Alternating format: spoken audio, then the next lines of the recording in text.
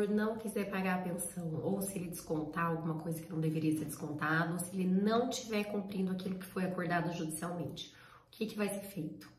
Bom, primeiro de tudo, se você não tiver um acordo homologado em juízo, se a sua pensão for apenas verbal, né, a famosa pensão de boca, não vai ter nada que você possa fazer.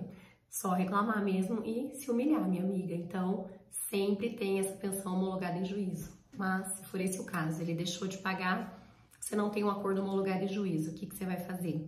Você vai ter que entrar com uma ação de alimentos.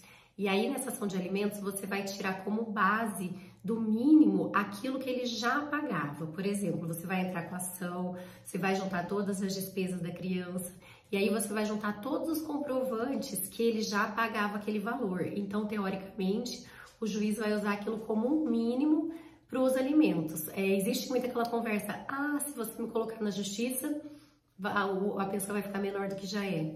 Pode acontecer? Pode, mas é difícil. Porque a troco de que o juiz vai diminuir um valor que ele já vinha pagando habitualmente. Então, isso é muito importante nessa ação de alimentos que você, ele pagava ali o acordo verbal, parou de pagar.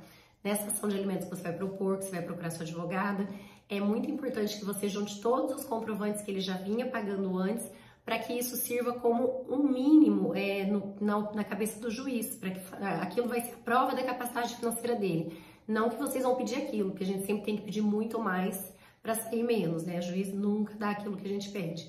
E lá você vai tentar juntar mais provas da capacidade financeira dele, fotos, conversas, o que você achar relevante, você e a sua advogada.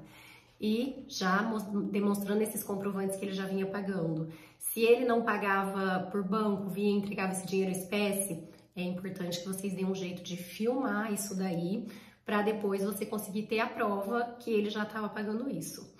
Agora, na situação de ter um acordo homologado em juízo, um valor certo lá, e ele deixou de pagar. E é um mito, é uma lenda, aquela situação de que são necessárias 3 parcelas em atraso para poder executar o valor da pensão, executar e cobrar judicialmente. Isso não é verdade. Com apenas um dia de atraso, já é possível entrar na justiça para receber aquele valor.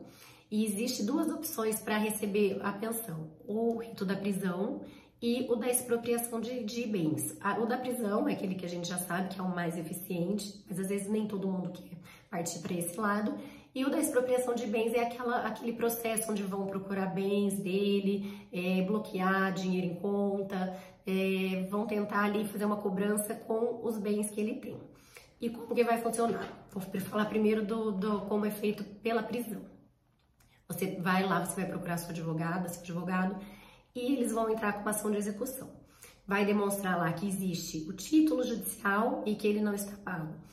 E aí o juiz vai citar ele para pagar, se for pelo rito da prisão. Vai citar ele para pagar. Citar é quando o oficial de justiça vai lá. O que é? O juiz vai pegar esse processo, vai analisar, vai ver que realmente cumpre com todos os requisitos, né? Que tem ali tudo para ser cobrado.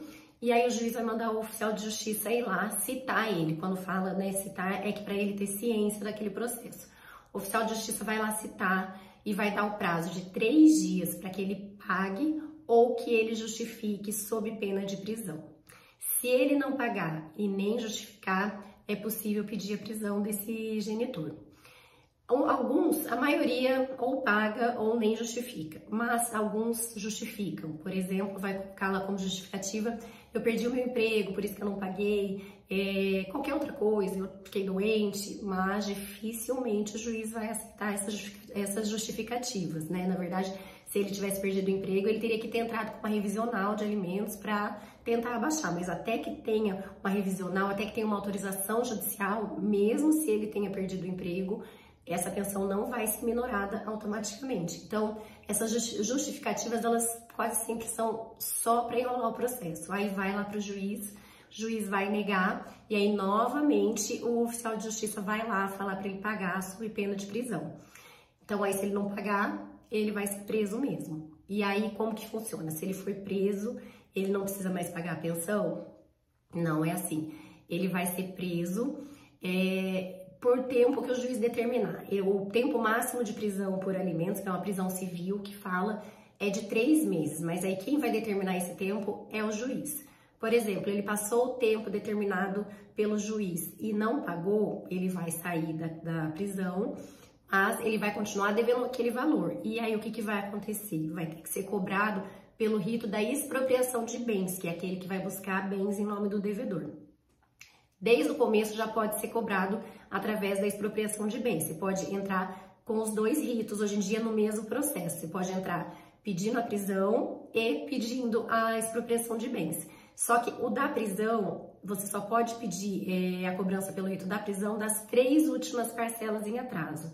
E é daí que vem a confusão, que tem que ter 3 parcelas em atraso para pedir a prisão do devedor. E não é. É que pode pedir das 3 últimas em atraso. Por exemplo, se o genitor está devendo 6 meses de pensão, você não vai poder pedir a mais do que a 4ª parcela em atraso, você não vai poder pedir pelo rito da prisão. Você só pode pedir as 3 últimas. A 4ª vai ter que ser necessariamente pelo rito da expropriação de bens. E como que funciona esse rito? É uma ação de cobrança, como outra qualquer, onde ele vai ser citado para pagar, e aí, se ele não pagar, o juiz vai começar a mandar penhorar bens, bloquear a conta judicial. O grande problema é que, se ele não tem nada no nome dele, aí vai ficar difícil conseguir receber alguma coisa. Mas a minha orientação é não desistir, porque milagrosamente, gente, é uma coisa assim muito verdadeira. Quando surge um mandado de prisão aí para um devedor de alimentos, esse dinheiro aparece, sabe? Eles dão um jeito, então não dá moleza. Começou ali, atrasou um mês, por exemplo, foi preso, ficou 3 meses preso por aquele valor, por aqueles 3 meses. Ele pode ser preso novamente pela agora que venceu por último. Ele não pode ser preso 2 vezes pelas mesmas parcelas em atraso, mas pelas que estão vencendo, ele pode. Então, a minha recomendação é não parar de cobrar, porque uma hora aparece. E aí, caso realmente, depois de ser preso, procurar todas as formas de recebimento e não achar, não ter bens, não ter nada, aí a alternativa é solicitar esses alimentos para os avós, que vai ser o tema da próxima aula.